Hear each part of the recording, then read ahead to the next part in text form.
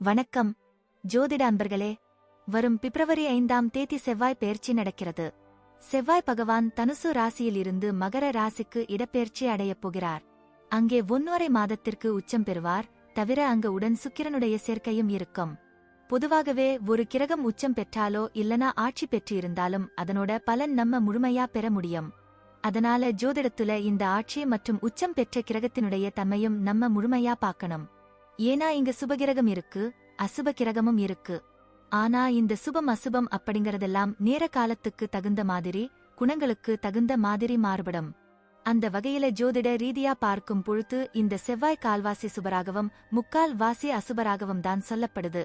ஆனா இந்த முறை சுக்கிரனோட சேர்ந்து இருக்கிறதால இந்த விஷயத்தில மாற்றம் இருக்கும்.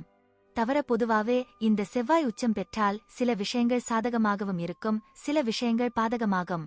அதுலயும் ஒவ்வொரு ராசி ரீதியாகவும் அதனுடைய ஸ்தான பலங்களின் அடிப்படையில் பார்க்கும் பொழுது இந்த பலங்களும் சில விதங்கள்ல மாறுபடவே செய்யும்.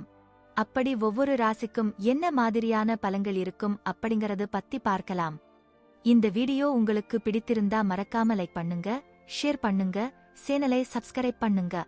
மீனம் ராசி.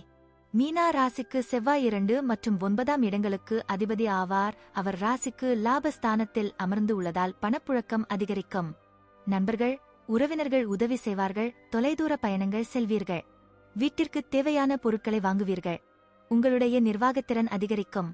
எதிர்பாராத பணவரவு உண்டு. குடும்பத்தில் உங்கள் பேச்சுக்கு பிள்ளைகளும் குடும்பத்தினரும் முக்கியத்துவம் தருவார்கள். உடன்பிறந்தவர்கள் பாசமழை பொழிவார்கள். குடும்ப தேவைகளை பூர்த்தி செய்வீர்கள். குடும்ப வாழ்வில் முன்னேற்றம் இருக்கும். உங்க காதல் வாழ்க்கையில் உற்சாகம் பிறக்கும். புதிய உறவுகள் சந்தோஷத்தை கொடுக்கும்.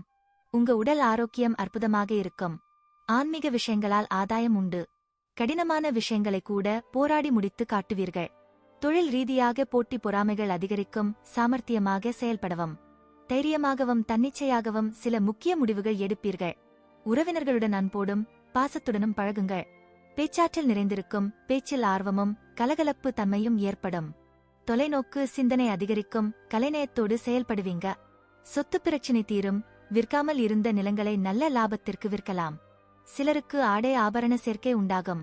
கடன் சார்ந்த விஷயங்களில் கூடுதல் கவனம் தேவை. யூக வணிகங்களில் எதிர்பாராத நன்மை கிடைக்கும். நன்றி, வணக்கம். வாழ்க வளமுடன்.